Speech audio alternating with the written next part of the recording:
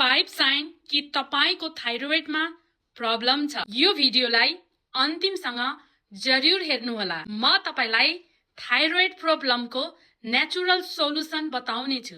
फर्स्टमा यो जानम थाइरोइड भित्र दुई किसिमको प्रब्लमहरू हुन्छ, हाइपोथाइरोइड र हाइपरथाइरोइड। हाइपोथाइरोइडमा वेट गेन हुन्छ भने हाइपरथाइरोइडमा तपाईले जतिसुकै खानुहोस् वेट गेन हुँदैन। हाइपोथाइरोइडमा तपाईलाई सजिलै थकान फिल हुन्छ, हाइपरथाइरोइडमा तपाईलाई एकदमै धेरै एनर्जी भएको फिल हुन्छ, बेचैनी हुन्छ र राति धेरै तपाईलाई चाहिँ निन्दा नलाग्ने जस्ता समस्याहरू हुन्छ। हाइपोमा मुटुको हार्टबिट एकदमै स्लो हुन्छ भने हाइपरमा मुटुको हार्टबिट एकदमै फास्ट हुने हुन्छ। हाइपोमा तपाईलाई एकदमै धेरै चिसो फिल हुन्छ भने हाइपरमा तपाईलाई एकदमै धेरै गर्मी हुन्छ। पाँचौं डिफरेन्ट भनेको हाइपोथाइरोइडमा स्किन ड्राई हुन्छ, कपाल झर्छ र नङहरू टुक्रिन्छ।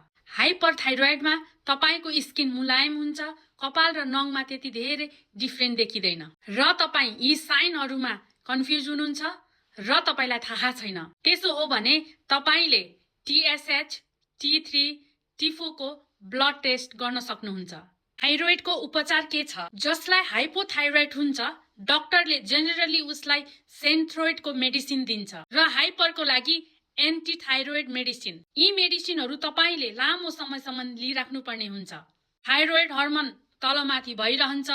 यी मेडिसिन्सहरूले तपाईको सिम्पटम्सलाई दबाउने हो, रुट कजलाई भने निकालेर फाल्दैन। मसँग त्यस्तो एउटा पावरफुल नेचुरल सोलुसन छ जसबाट धेरै भन्दा धेरै मानिसहरूले आफ्नो थाइरोइडलाई ठीक पारेका छन् र मेडिसिनबाट मुक्त भएका छन्। यदि तपाईलाई यो नेचुरल सोलुसन चाहियो भने तपाई मसँग डाइरेक्ट कनेक्ट हुन सक्नुहुनेछ।